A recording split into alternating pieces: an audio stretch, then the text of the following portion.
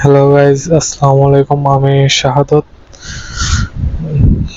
এটা হলো জেব্রা মাছ। কিছুদিন আগে আপনারা দেখছিলেন আমি বেটে দিয়েছিলাম, কিন্তু আবারও ফুল লোড হয়ে গেছে মাছগুলা। এগুলাকে আবার বেটে দেব। জেব্রা মাছ বুট সাইজে কয়টাই আছে, অনেক পরিমাণ সেল দিয়ে দিছি। আর এখানে কিছু বাচ্চা আছে, ফুল অ্যাডাল্ট আছে, কিছু রানিং পেয়ারও আছে, সব মিক্স করা আর কি। জায়গার অভাবে সব এক জায়গাতে রাখা আছে। এই মাছগুলোর বৈশিষ্ট্য হলো পানিতে হালকা একটু টোকা দিলে সব এক জায়গাতে চলে আসে, এটা দেখতে অনেক ভালোই লাগে। আর এখানে আছে হলো ব্ল্যাক মস্কো, মেবি হলো 5টা ফিমেলের এতগুলা বাচ্চা, মাত্র 5টা ফিমেল ছিল। ওই ফিমেলের এগুলা বাচ্চা আছে, আরো কিছু ছিল সেল দিয়ে দিছে। আর কিছুদিন আগে আপনারা দেখছিলেন যে এখানে হলো জেব্রা মাছ বিডে দিছিলাম, কিন্তু গরমের কারণে সবগুলো ডিমগুলাই নষ্ট হয়ে গেছে। আমি সেদিন দেখছিলাম একটা খালি গ্রিন জেব্রার বাচ্চা ঘোরাঘুরি করছে, তারপরে আর দেখি নাই। আর এখানে আছে হলো অরেন্ডা আর ব্ল্যাক মস্কো আর ব্ল্যাক মলি আর হোয়াইট মলি আছে, সব এক জায়গাতে রাখছি। মলি মাছের কিছু আপডেট আছে, আপনাদেরকে আমি কিছুদিন পরে ভিডিওতে জানাবো। আর এখানে আছে হলো ব্ল্যাক মস্কোর মেল।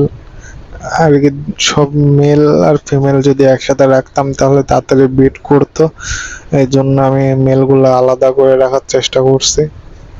এখানে 6 পিস মেল পাইছি, দেখা যাক আরো ওখান থেকে মেল বের হবে। আর এখানে আছে হলো শ্যাম্প, রেড শ্যাম্প, গ্রিন কালার পানির জন্য বোঝা যাচ্ছে না। আর এখানে আছে আমার হলো রানিং ব্ল্যাক মলি, অনেক পরিমাণে আছে। আর আপনাদেরকে বলছিলাম যে আমি এখানে হলো কবুতরের শেড তৈরি করব আর কি। দেখতে পাচ্ছেন নিজের থেকে যেটুকু করতে পারছি এভাবে করে রাখছি, নেট দিয়ে ঘেরাও করে দিছি। এক পিচি কবুতর আছে, আর নিচে রাখছি হলো গিনিপিগ। ওই যে ওই সাইডের লাল সাদা যেটা, ওটা হলো ফিমেল, আর এটা হলো কালো আর সাদা, এটা হলো মেল। ফিমেলটা মনে হয় প্রেগনেন্ট, পেটটা একটু ফোলা ফোলা লাগে। যাই হোক, এটার আপডেট আপনাদেরকে দেব, যা হবে আপনাদের কাছে শেয়ার করব অবশ্যই।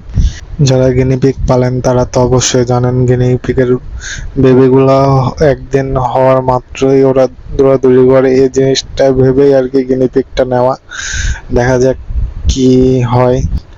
খালি গিনিপিগকে 24 ঘন্টা খাইতে দিবেন, দেখবেন খালি গিনিপিগ খাইতেই থাকবে। এর মুখ আমি কোনো সময় দেখি নাই যে মুখটা বন্ধ থাকে। আর হলো এই যে কবুতর দেখছেন, এক পায়ে সে জিম করছে। আর এটা হলো এখন ফুল সেট আপ। এর থেকে বড় করার চিন্তা ভাবনা আছে, কারণ এতে আমার হচ্ছে না, যেহেতু মাছের চাহিদা এখানে আমাদের এখানে অনেকটা বেশি। মাছ দিয়ে শেষ হয়ে যায়, তারপর আবার মাছ কিনে আমাকে সেল করা লাগে মাঝে মাঝে। এই জন্য ভাবতেছি আর একটু বড় করব। বড়ই ছিল তো মাঝখান দিয়ে আবার ছোট করছি, কিন্তু এখন আর হয় না, আরো বড় জায়গা নেওয়া লাগবে। আর এখানে কিছু দেশি মুরগি আছে, এটা বাসায় আর কি মাংসের চাহিদা পূরণ করার জন্য আর কি নিজে পালতেছি। কিন্তু চিন্তা ভাবনা আছে এখানে হলো কিছু বাজরিকর পাখি তুলবো। এর আগে ছিল আমার এই খাঁচাতে বাজরিকর পাখি পালতাম, কিন্তু আবার মাঝখান দিয়ে ব্যস্ততার কারণে আর কি সব বেচে দিছি। আবার এখন ফ্রি আছে, তা আবার ইচ্ছা আছে আবার বাজরিকা পালবো।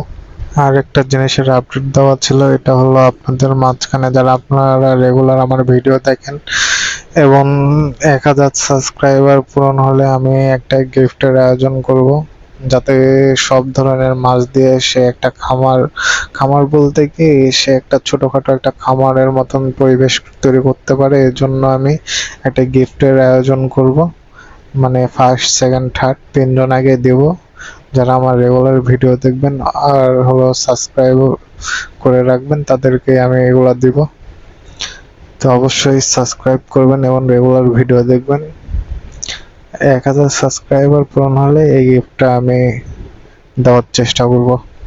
তাহলে সবাই নিয়মিত ভিডিও দেখবেন অবশ্যই।